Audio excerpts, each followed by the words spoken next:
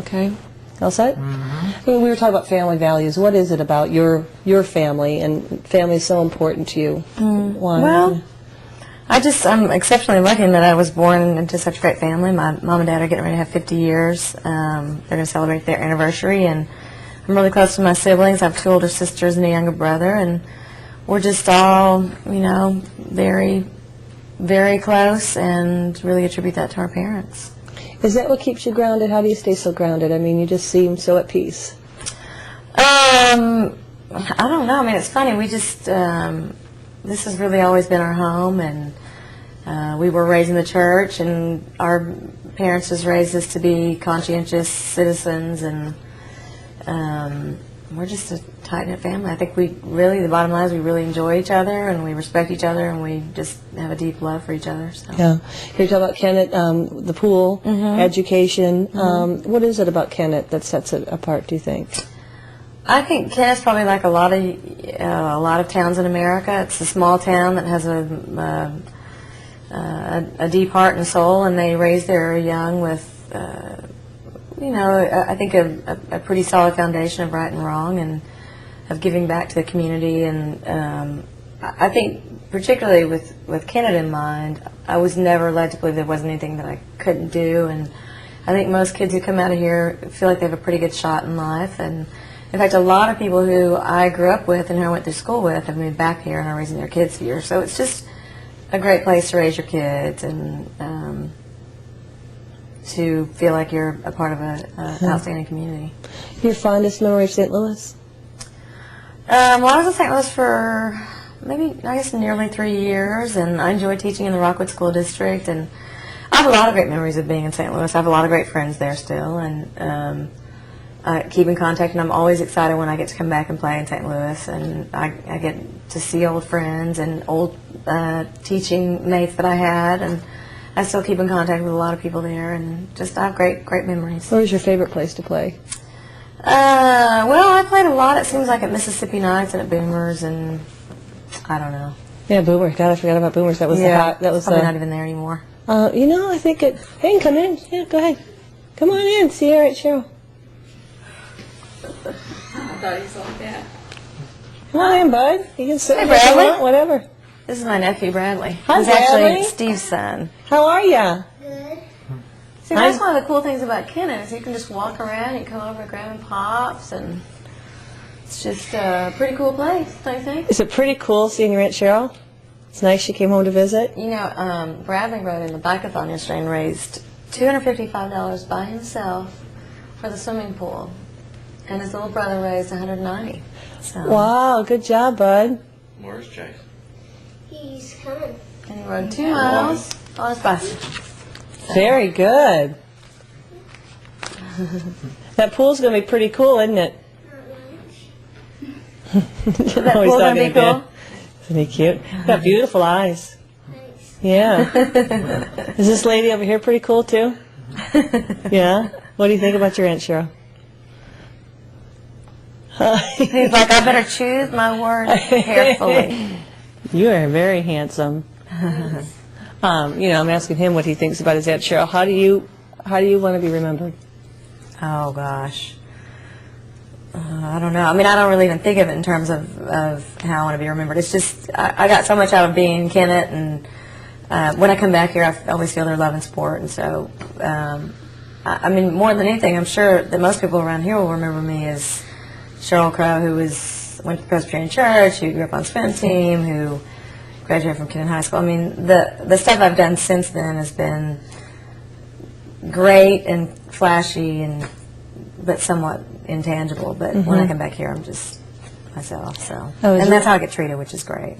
And that's got to be the best part. Yeah. Where people just. I was reading an article where I think you sat down and talked with Chrissy Hine about how hard it is. You at the time, I think, had just finished one of your albums. You were exhausted and hard work, especially, and you were talking to her about how hard it is for a woman in your business.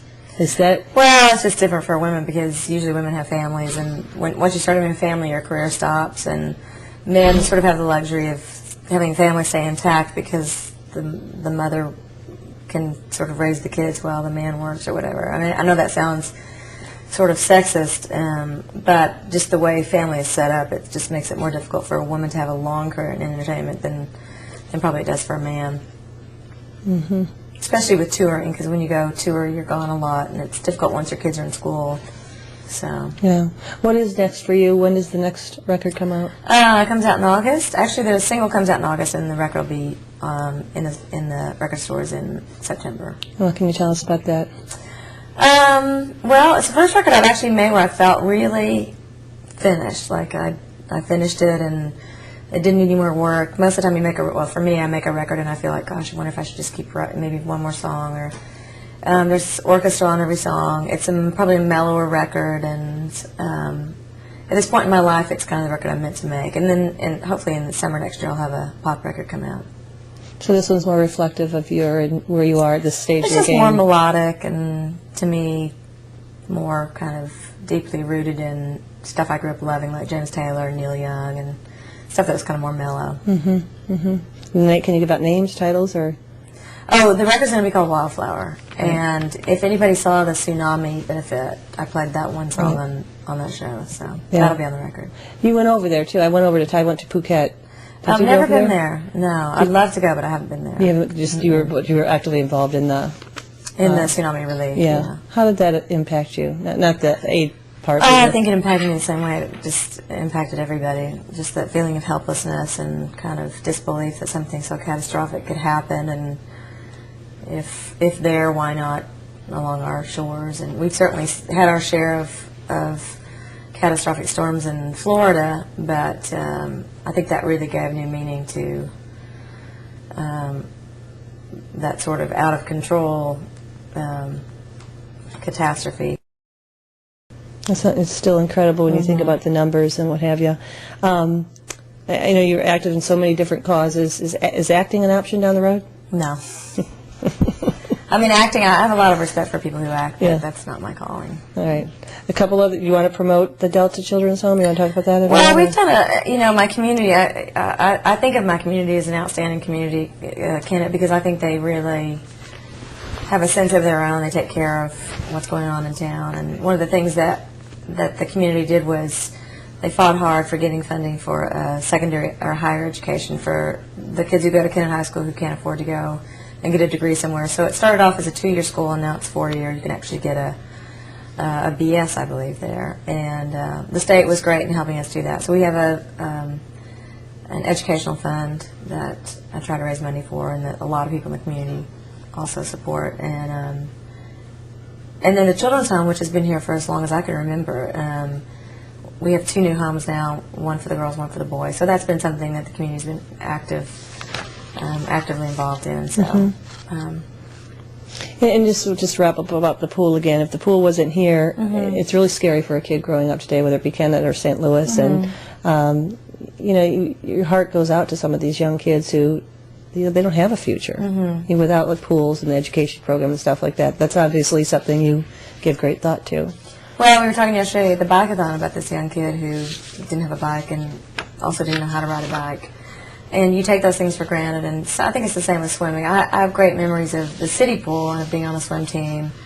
But even so, even not being on a swimming team, this will give a lot of kids the opportunity to learn how to swim, and which is very important because we're obviously exposed to water all the time down here in these parts. So I just think it's a great sort of mecca for the community, particularly where it is over in Mitchell Park, and I think it's going to bring a lot of life to the downtown area and just give people a sense of, like I keep saying, a sense of community, but I think it brings people from all walks of life to one place and gives them enjoyment and great memories. Great. Anything you want to add? No. Are we allowed to ask about Lance? Sure. Any plans in the near future? Well, he just announced his retirement today. Right. So He announced his retirement today? Yeah, he's going to do one more tour. So, and then after that, he'll be a civilian. Yeah. And any plans for the two of you? No plans. All right. Thank you very much.